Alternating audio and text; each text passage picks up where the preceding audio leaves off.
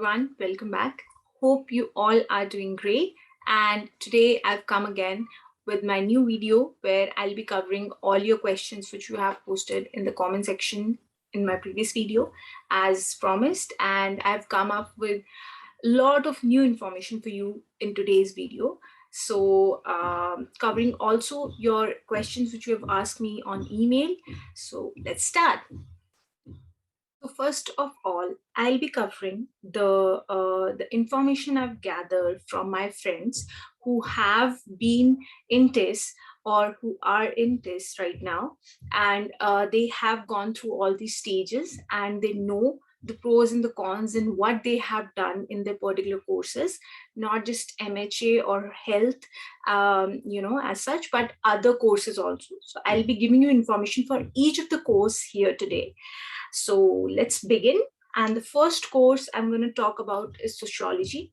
So I talked to one of my friends in sociology, and she told me that before her personal interview and for preparing for sociology, she referred to some graduation books of sociology and some NCRTs. I think there's one plus two NCRT for sociology. So maybe those of you who are preparing for sociology can refer to the NCRTs and the graduation books, along with few of the national issues which are prevalent nowadays, international and national issues.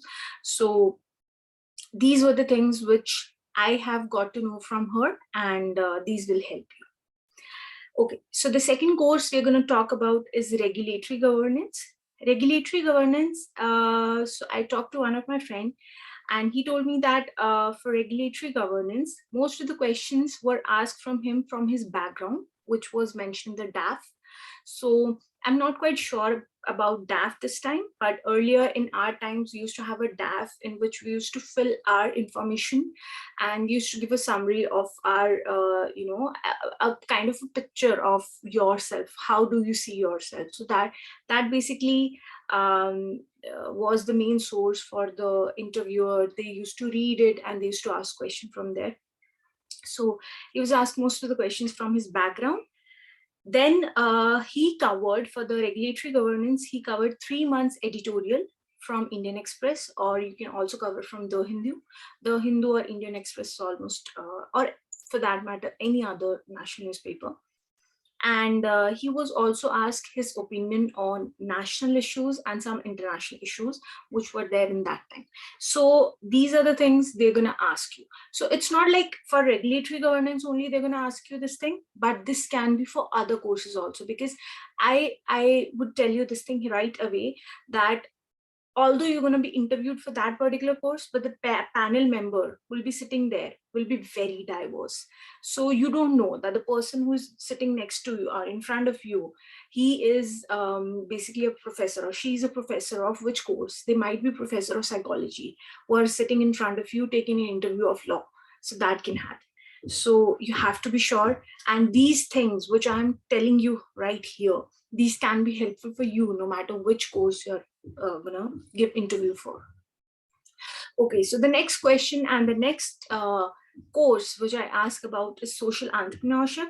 So this person also told me that most of the questions were from background, were from DAF. Some questions were from national issues. And I asked if there is some coaching which she took. So she told me that she took a coaching from one of the institutes. Although maybe I'll mention that name in the comment section below and you can check it out. But it was not of any help for her. That's what she told me. And I'm telling you this thing because that might help you. You might be going ahead with, taking coaching or some guidance from that institute. So maybe that can help you. Anyway, so the next course is law. I asked my friend and he told me that he took coaching from, actually he took coaching previously and then there was some gap and then he gave the exam. And for the PI personal interview, especially, he referred the Vision IS monthly magazine notes. So Vision IS, if you don't know, but so I will tell you that Vision IS is basically an institute for IAS. and they have their monthly magazines in which they give all the national and international issues very nicely section wise, so you can refer to that. But according to me, in my personal opinion, it's not that much required, because they're not going to go in that depth for sure that I have come across. But yeah, if you are one person who wants to get that much knowledge, or who should be double sure, you can definitely go ahead with that. All right, so the next course is the one of my favorite and the one I did, MHA and MPH. Although I gave my opinion to you, what I did, what did work for me, and what was my experience. But even after that, I asked few of my fellow batchmates and my friends who are from health school as to what they did. So my friends, so few of the things they did, apart from the things I have mentioned already in my previous video. First is they basically prepared the list of the topics which our seniors gave, which I have pinned down in my last video in the comment section. Second is that they Google various points. So Google was the main source for many of them. So they basically took a lot of help from Google, Googling different topics, different news going on. Like, for example, some of the, so yeah, one thing which I want to tell here also, and which I have told you earlier also, is the epidemiological terms. So few of the epidemiological terms, they do ask, for example, mortality rate, DLY, disability adjusted life year, then many others, and crude birth rate, crude death rate. So these are the things you should be thorough with. You can Google them, and you can read about them. Then few of the points about or few of the statistics from NSSO data. That is also one of the things which they have done and which I have also done, and that you can quote anytime, either in the extempore or in the interview. Whenever they're going to ask you something, you can cite the data, and you can tell the that particular source from which you've quoted that data, and I think that is good to go. So that is one thing which they've done, and few of them have they took some coaching also. So that is one thing. Okay, so the next course is psychology. And for that, I have elaborate discussion with one of my friend. She's very nice in discussing and explaining things. And moreover, I was even thinking of making a new video with her. If you think I should make a video with her, definitely comment in the comment section below. I'll ask her if she is free. I'll definitely make a video. But only when you guys have requested it. Otherwise, I have jotted the important points what she have told me, which are useful for the personal interview. So I'll brief you on the points. So first is that she told me that DAF is very important for psychology, and for that matter, every course. I tell you, if this year we have DAF, it's going to be the most important thing. Although I'm skeptical about this year, I didn't get to know that much about the DAF, but I am checking it, and I'll let you know by the time my next video is live. I should be able to know that we have DAF or not this time. So DAF is basically, she told me that DAF should be crux and on point. DAF is the one thing they want to read. They want to know you as a person. So before knowing you as a person, they are very much interested in how you expressed yourself as a person. So yeah, that should be on point, and very crux material should be there. Second is the very important thing which she have told, and which I also believed, and which I told you in my last video also. She referred website, and she read about that course, that the expectations and everything. So I think these are very important things to be considered, because many of the things are there on the website itself about that course, or what is basically expected from you from that course, from you if you are going into that course. So those get answered right away when you go to that website and read about it. So I think you should definitely consider going to your website, I mean the particular course website, whenever you find some time before the personal interview, of course. Then the next is the one important point which she told me is identify your weak and strong points before going in for personal interview. So yes, that is very important point. So basically, she told me this thing that they are gonna ask you one question as to what is your favorite subject or what is your favorite. So in that case, be prepared to get grilled by them. Okay, if you're gonna tell a subject or if you're gonna tell a question, or maybe they're going to ask you a question on that basis. So if you're going to tell a subject which you are not very sure of, then please say that I have to go back and learn about it, rather than just bluffing around, because those experienced people out there and they're gonna catch you right away whenever you're bluffing things. So do not be very honest, do not bluff anything in front of them, because they are, as I've told you in all my videos almost, that those people are the ones who make policies for national of national level. So we should not bluff in front of them. It's better that if you don't know, just say it right away that I will go and learn. First of all, it shows you that you are the person who wants to learn, and it's not like you end up bluffing things. You want to learn if you don't know. Okay, then next thing I asked her, and she told me that whenever they ask you any question, and I think this doesn't even apply for psychology, it applies for almost every course, especially for hospital and health courses, is that they're going to ask you questions, and they're going to ask you questions which are very much relatable to, and they're going to see whether you actually relate to your personal life or not. So they expect you to relate those questions to your personal life.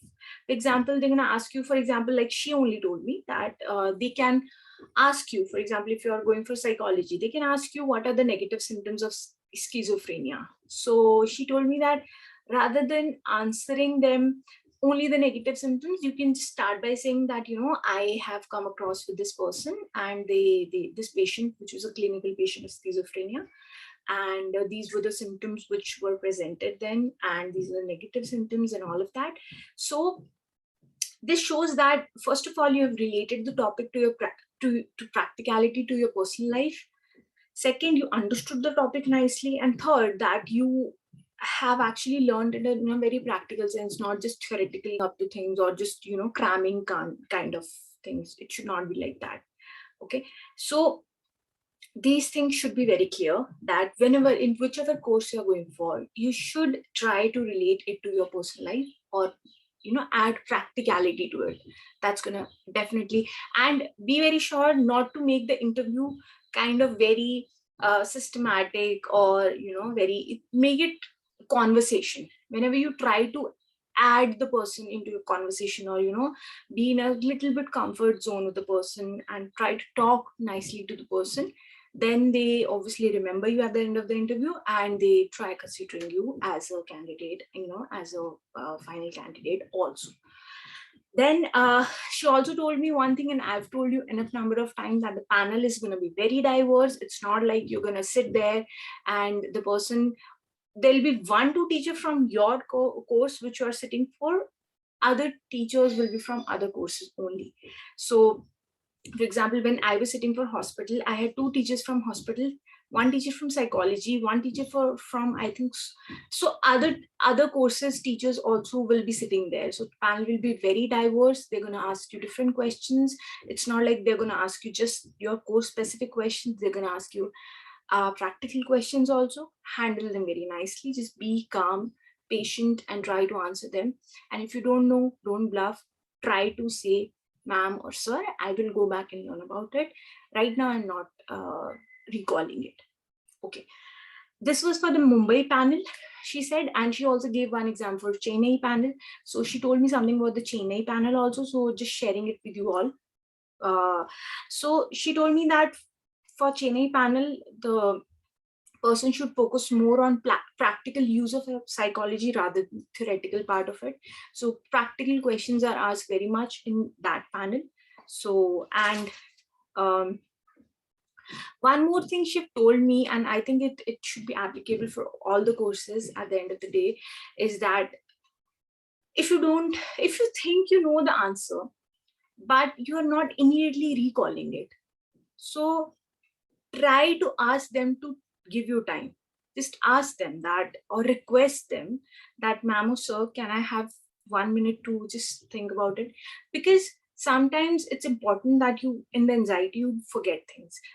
And it's very good that you ask them, because that means you respect them, their time. So you're asking them rather than, kind of taking your time just by your own. That's not going to help that much.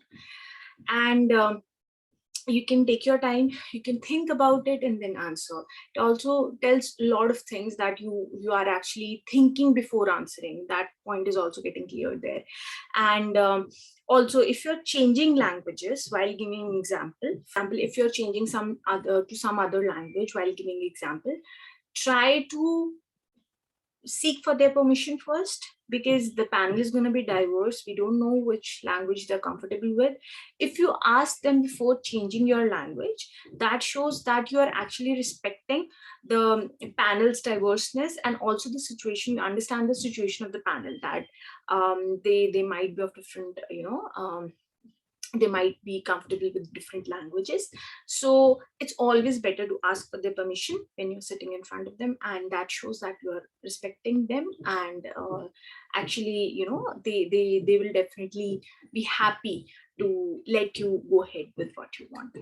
So this was the main thing which this information will definitely be helpful for you, because I have talked to all my friends and gained as much knowledge as possible for you guys, so that you should not be lacking anything when you go to give your personal interview. So I think so the video is already I think it have crossed the time limit, but I will still take your questions. So one of the question is by Rishikesh Kumar. It was previous question, but I thought it should be a good question to answer. Would it be a setback for a non-medical background student to apply for MHA? If not, then what career opportunities should I expect? So Rishikesh, first of all, I want to tell you that I would not say it is a setback for a non-medical student to apply for MHA. But I think it will be little difficult for you during placements. That will be little tough. Otherwise, for non-medical background students, I have seen my batchmates and my friends are also from non-medical background, and they have done MHA with me, and they are very nicely placed in very good.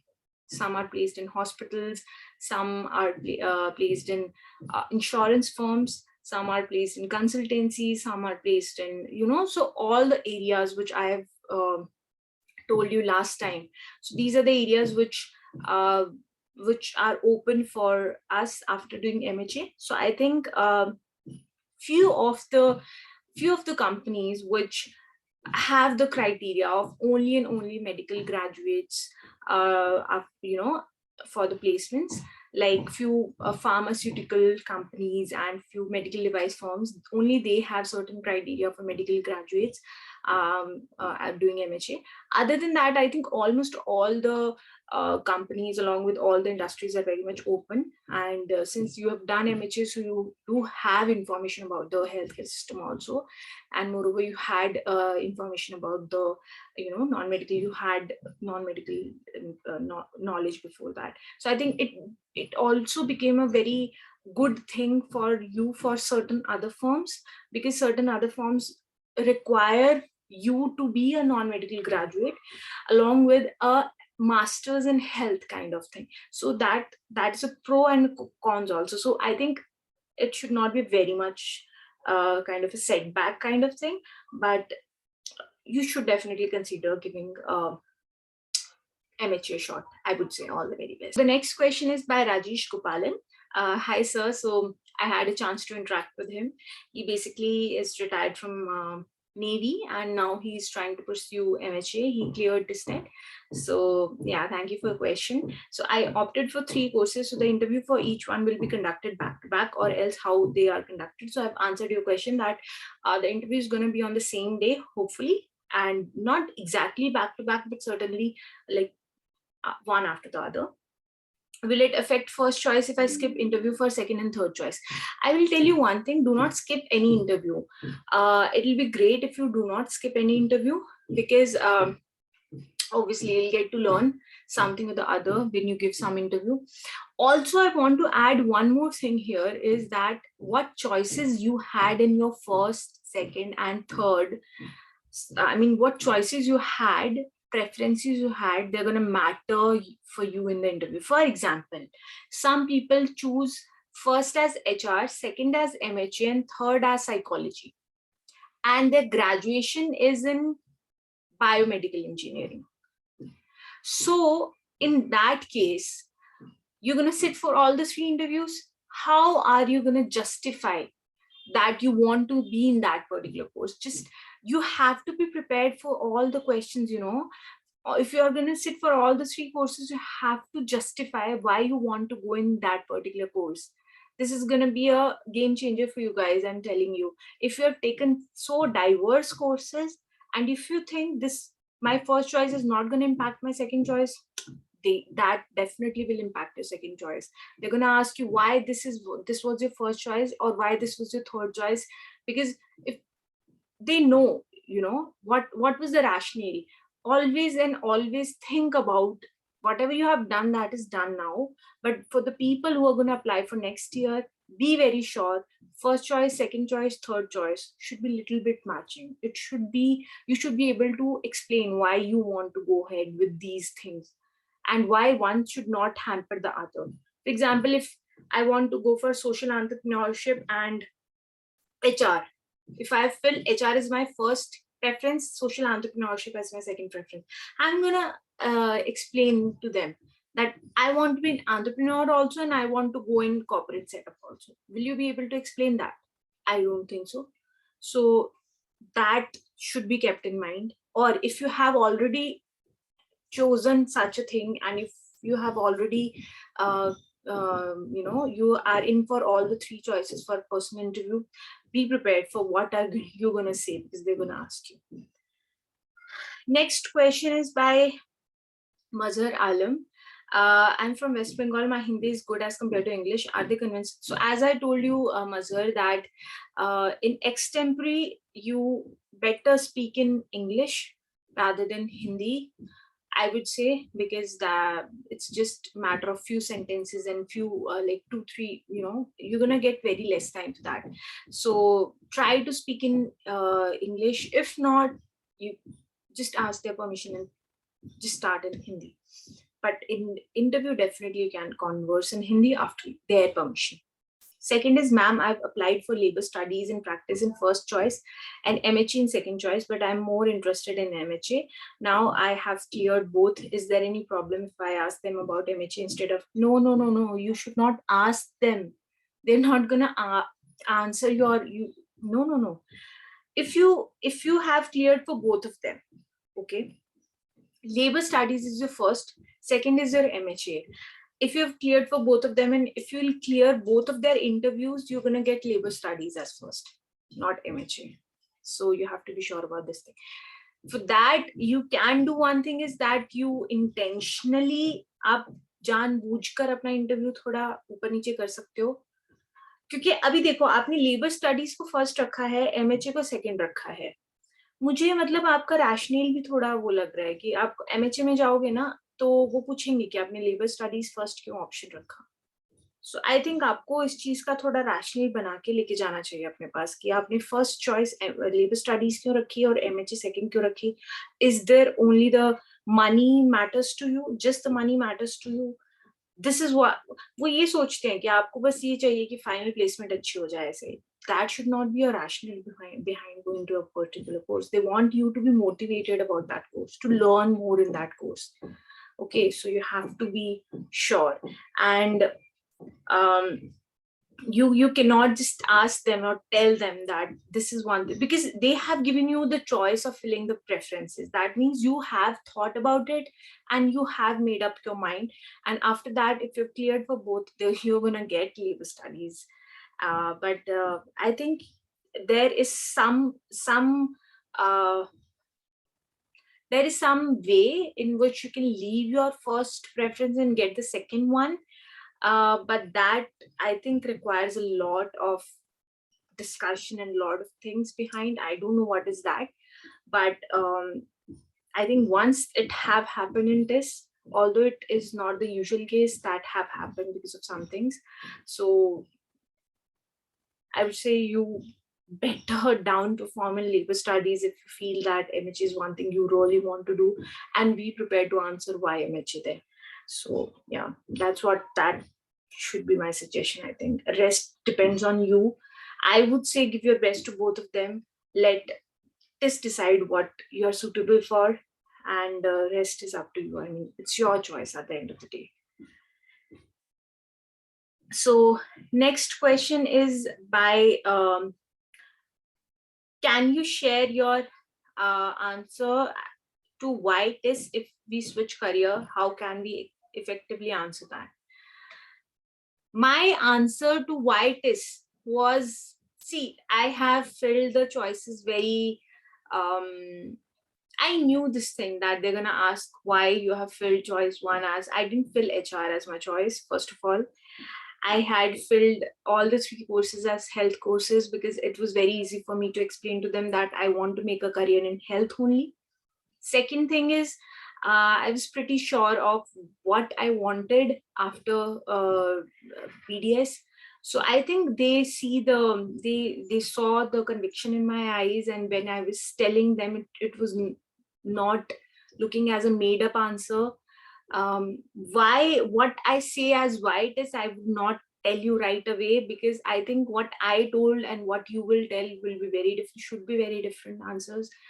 You should not copy my answer. That will not look original, and they're going to catch you, and that's the end of your interview. I think that is what I don't want, uh, especially for you. So you make up your answer. I mean, you make your answer, not make up, make your answer.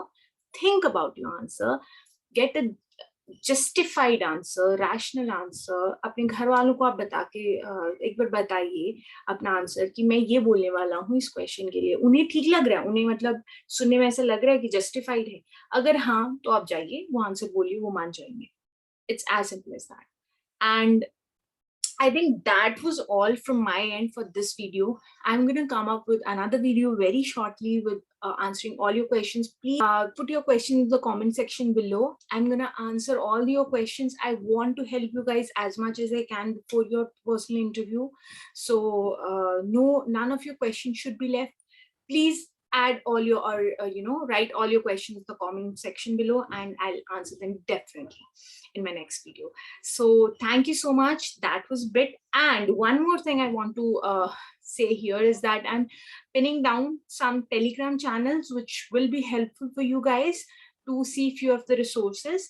So just go to those channels. Those are not my channels, but I've come across those channels. So you can go to those channels and try seeing for few resources or some peer group which can help you for personal interview or many other things. So try seeing them, and that will be helpful. Okay, thank you so much. Bye. See you in the next video.